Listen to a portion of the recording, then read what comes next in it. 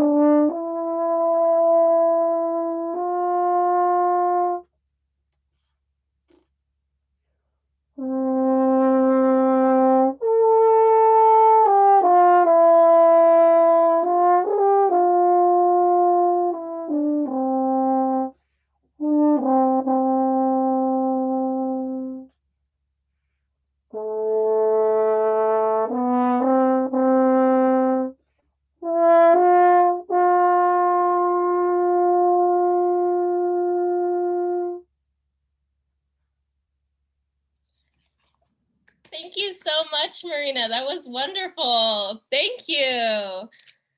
Lovely to hear. Yeah, we had even one of the folks watching today said we really love Camille Saint-Saens. I hope I'm saying her name right. Yeah, so that's really awesome that someone knew.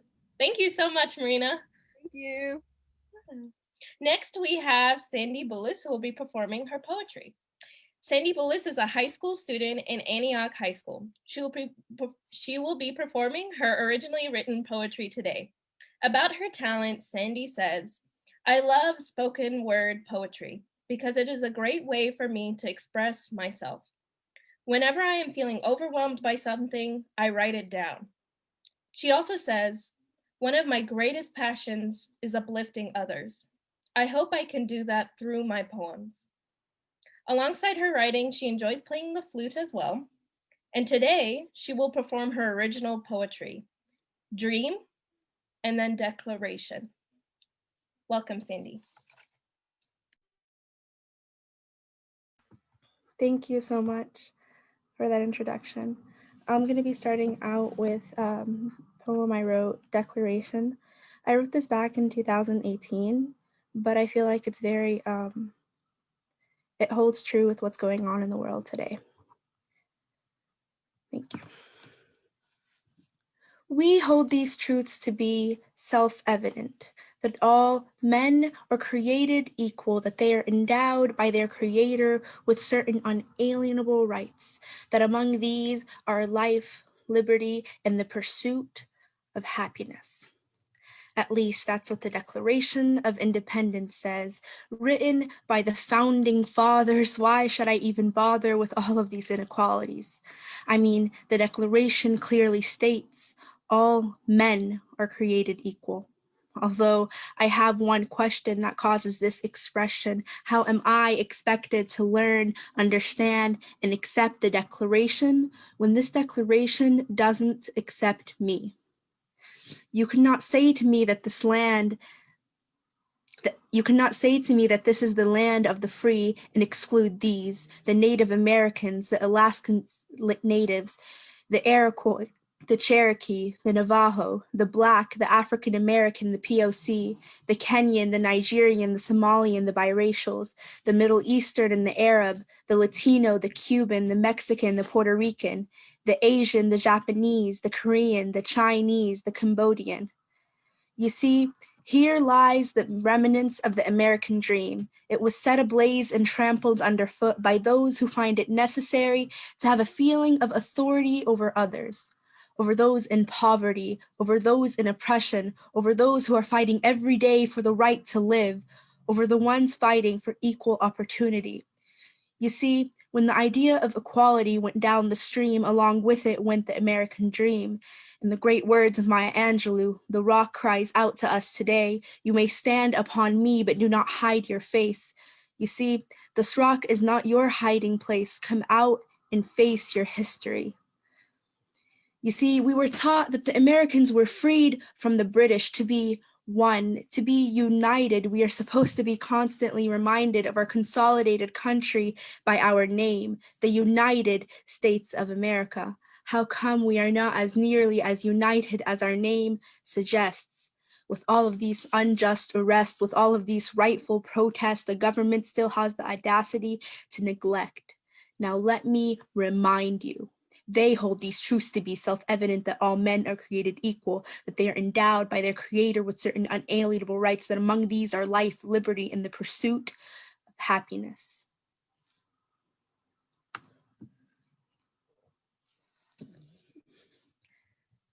Thank you.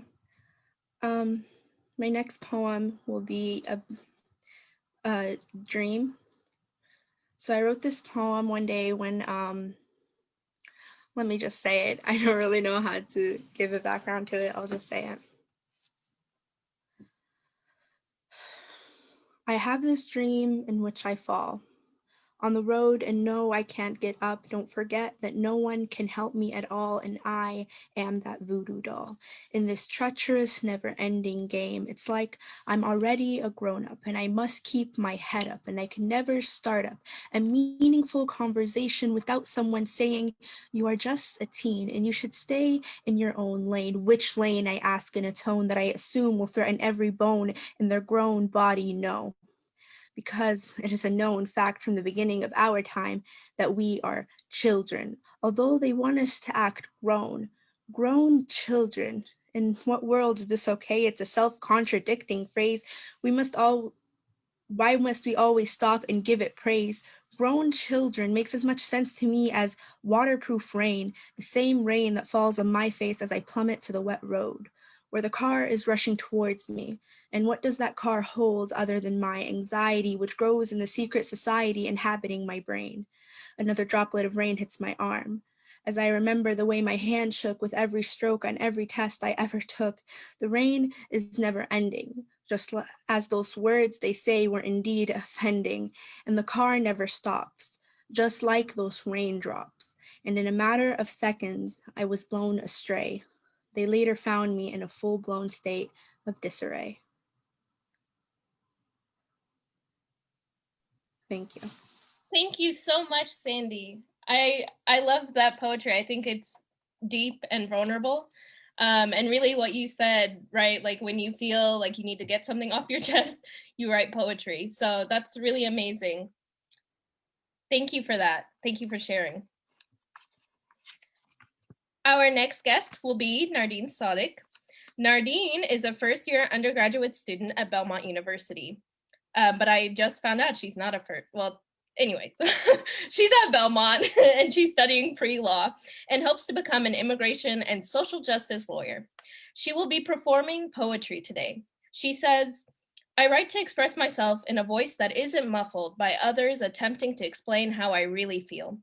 I feel so happy when I write my poetry, especially if I can invoke emotion from an audience. It's extremely important in our culture to encourage people to raise their voice about their passions and to be open to being vulnerable. Beyond writing, she's also been playing soccer since she was 7 years old and says, that's probably where I get my competitive side. In the end, Nardien wants everyone to know that she doesn't necessarily see herself as a poet, and instead encourages everyone to express themselves through the arts. Anyone can write, she says. Everyone has a voice that matters and deserves to be heard.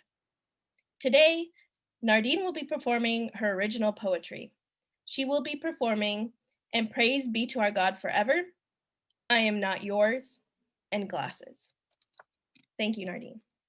Thank you, Lydia. So I'm going to start with And Praise Be to Our God Forever. What do you imagine the God we worship as? Is he the cool dad, the disapproving father? Is he a he at all? What I mean is, when I ask you to envision your savior, do your eyes light up with adoration? Do you close your eyes and picture nothing? What goes through that finite brain as you muse? When asked the personality of God, of course one could say love, but truly what I mean is, do you ever stop owing the creator of creation? Or is it simply not a question? Does doubt equate to hate? Is this poem blasphemy? Never knew how to picture the limitless being who we so willingly proclaim to be the loving Father, but question away I do, because without questions I feel like a fool. Religion is a cage that I willingly lock, never questioning God's capacity for good. When asked God looks like, all I can say is he isn't white, but the creator of beauty probably has a flawless complexion. I wonder if Jesus ever had acne. I wonder if God ever felt lonely. Maybe that's why he created me, so that I would tell him stories the angels just didn't have the souls to say. Have you ever told God a joke? I wonder how he sounds when he laughs. That probably explains the thunder on the ground. I vow to make God chuckle, just to make the atheists mad they can't be in on the joke. Man, it's fun when God isn't the judge, the determining factor. I've always been scared of rejection. Maybe it's because I know this is life-threatening, prepared my whole life for this disappointment. Almost feels like every burn was building up to this moment where I'd have to face my creator and ask him to let me in heaven, despite all my failure. Okay, so that was the first one. I'm gonna go ahead and do Glasses next. And here we go, Glasses. When I was younger, I would squint at the trees, attempting to see the leaves. The street lights would be bright flashes across the sky, and whiteboards would be my enemy. But I was comfortable in my blindness. I knew no other life than this, so I was happy. I made it work. In other words, if I couldn't see the words, I'd make them up. The first time I noticed my blindness, I couldn't see the movie clearly. So I fell asleep. Things didn't faze me. I wish it was still so. I get so caught up in missing life that I wake up and I grasp for my glasses first, then everything else follows. I've become dependent on my sight, needed to make sure that everything is how it seems. I don't have the trust that I once did. I can't make things beautiful in the midst of the blurry. All I feel is fear. I want it to be known that occasionally I choose to live in the blindness again. Taking off the glasses is a statement. I don't want to pay attention. I want to live in bliss, not notice the problems and cherish the moments. I want back my innocence. Okay, and then the last one I'm going to be reciting is Painfully Silent. Painfully silent. I learned the hard way. Keep my head down, never frown. Enemies equals problems. And we don't have the luxury to make waves, so we quietly do as they say, because a job is a job. A job I need right now, yes ma'am and no sir. I learned quick. Worried they make a fuss, so I make sure to play nice. I have to make sure that everything is on the line. This is, after all, the dream I fought so hard to achieve. Living in the land of the free, when people back home would kill to be me and have true democracy. The only problem is that pesky English won't stick. My tongue doesn't like the way it feels in my mouth, almost like it's pushing the culture right out, replacing roaring laughter with quiet chatter and taming my crazy ideals of equality before they become a reality. Not sure if this always happens when pursuing your dreams, but it's almost like every aspect of who I am is expected to change so that I can be seen as someone worthy of equality. Because the moment I misspeak, they frown at the accent I was born with, judge the shade of melanin my body comes in, and assume they know all about me, making sure to remind me that I'm not a native and that I should be thankful. Never had the luxury not to be grateful. I'm anything but ignorant. I get it. It's easier to dismiss an immigrant, but I won't be tamed. I've been through more than you can imagine, worked hard to have a voice that matters, so trust me when I say I'm resilient. Truly, I'm not just an immigrant. I have passion, work ethic, and brilliance, something you wouldn't know the first thing about. We are not the same. The difference is I earned it, put my whole life at stake for the moment, and you act like I stole it. Wow. Thank you so much, Nardien. I love how you and Sandy have very similar ideas of vulnerability and independence and life in this country. We have kind of an older audience, as I was telling you, on our Facebook, so I really enjoy for them to hear all your young voices and thoughts coming out to the forefront. Thank you. And now we have Amy, who is our final performer for the evening, and she'll bring us back to music. Amy Saleeb is a third-year undergraduate student at Middle Tennessee State University, and she's studying music education, hoping to become a music teacher in the future. Yay, non-medical people. Amy plays the trumpet and says, "I love the sound of the trumpet. It is a powerful instrument that can project over long distances, but at the same time, it can sound gentle and beautiful. Playing an instrument is a way to express emotion without words and has a rich history in the Western world that is very important." Beyond her musical inclinations, Amy also drinks a lot of coffee, 4 cups a day. It's really hard at MTSU. She says, "No, I don't have a problem." So Amy today on 4 cups of coffee will be performing Sonatine by Martinu and Centerpiece No.2 by Brandt. Thank you, Amy. Thank you. I'll be beginning with the concert piece by Brandt, and then the followed by that will be the Sonatine. So yeah, thank you.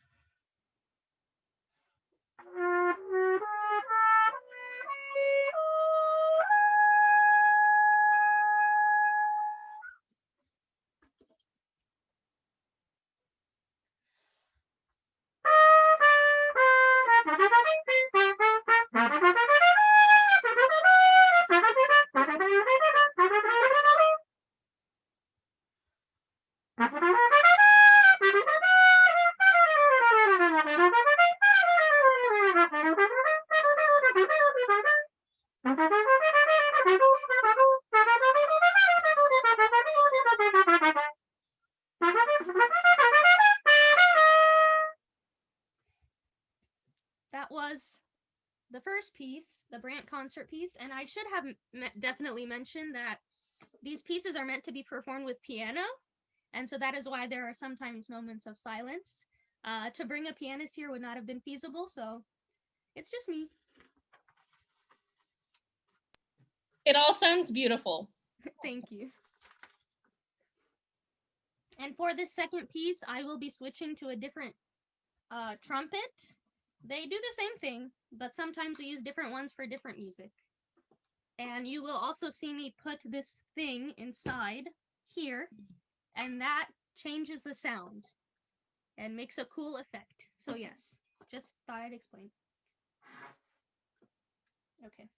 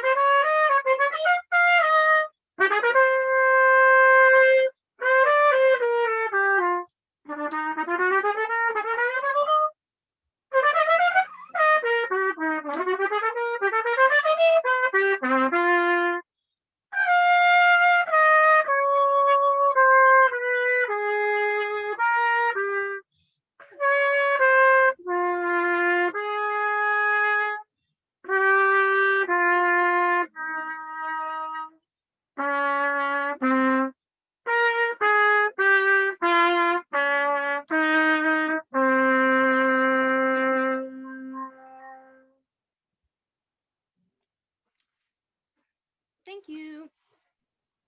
Thank you.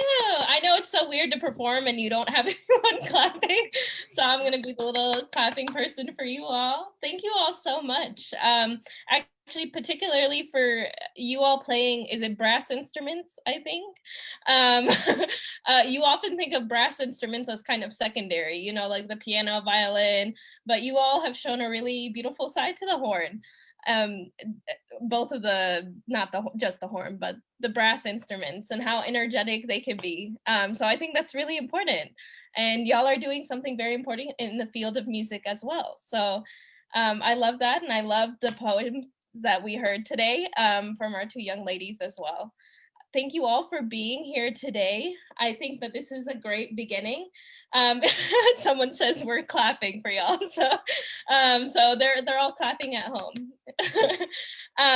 So it's really great to see this in the face of Nashville and see it kind of as a changing face with this new generation.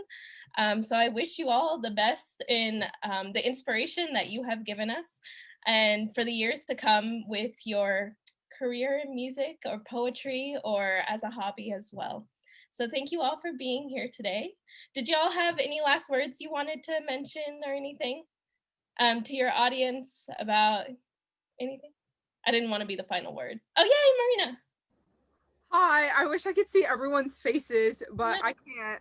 Definitely, I just wanted to shed some light on the stuff that we're kind of doing. Being females in the music industry in many aspects, and just being women of color and pursuing a career in this world, it's scary for us because we come into a classroom where our professors expect us to either be white, or they'll go for the I don't know, the stereotypical brown kid who is coming from an Asian country, but we are girls coming from Egypt, and that's like, what? You're doing what? And then also the kind of the weird looks and the weird things we hear from people in our community when they're like, oh, you do music? You know, it's very different. I just want to encourage every little person out there, or a big person, you can pursue anything at any time, to actually go after what you want. Don't conform to society. Don't wait around and wait for someone else to be that different person. No, you go be that different person. Go inspire. Anything can inspire anything. Like, I see beautiful works of music that have been inspired by works of visual art, that art has been inspired by biblical works. Anything can inspire anything, and it doesn't have to necessarily relate to that specific field. So if you're inspired, inspire someone else. I'm inspired right now by two little girls that I teach piano, because our music world, we don't have that right now. With COVID and everything, it's very hard to collaborate and to make live music. And that's something that I personally, that inspires me, but I don't have that. So these little girls that I'm teaching, who get so excited to learn nursery rhymes, they inspire me to keep doing what I'm doing. So if you are inspired, go inspire someone else. Pursue your dreams. Don't conform, you know? Go do what you want. Yes, that's it. Thank you so much, Marina. That's such a great little conclusionary statement for everyone. I love it. Yeah, and I think that's really the power of music and poetry, that the arts really give us that sense of purpose and to move. And you may have inspired someone in a, like you said, in a completely different field, maybe an engineer or something. So thank you all so much for the work that you bring, the labor of love that you bring to Nashville. I know right now you don't feel the love, but maybe in 20 years, people are going to say, I remember those two people at MTSU. I remember these people who did stand-up poetry, and they inspired me. And then we'll hear about Coptic people in these orchestras in Nashville, the Nashville Symphony, inshallah. Yeah, so thank you all so much. I mean that from the bottom of my heart. I write, so I know how important it is to like release yourself through the arts. So thank you all so much. And inshallah, we can also do this as an intergenerational thing, where we have older generations of Egyptians in Nashville who also perform their poetry and their music as well. And Marina, I didn't know you played the piano, so that's really cool. Just Not really well, but I could execute something. Yeah, if you're teaching, it has to be something. Yeah, that's very awesome. Yeah, so we have so much talent in Nashville, and hopefully we are changing the stereotypes that we have of the Nashville Coptic population and communities here. And that starts with you all. As Marina said, you be that difference. Don't wait for it. Thank you all so much. And next week in we'll have a discussion with a local leader about workers' rights, especially during COVID-19. So a little more somber. We kind of wanted to have a concert after the election. Again, like the arts to calm people down and to kind of bring us all back together. And now we're back to workers' rights. So we're hoping to do more of this, especially for Christmas and New Year. So stay tuned. Hopefully next month we'll have something else organized and prepared. Thank you all, ladies, so much, and I hope our paths cross again. Thank you, and thank you to our audience. Have a good night. Good night.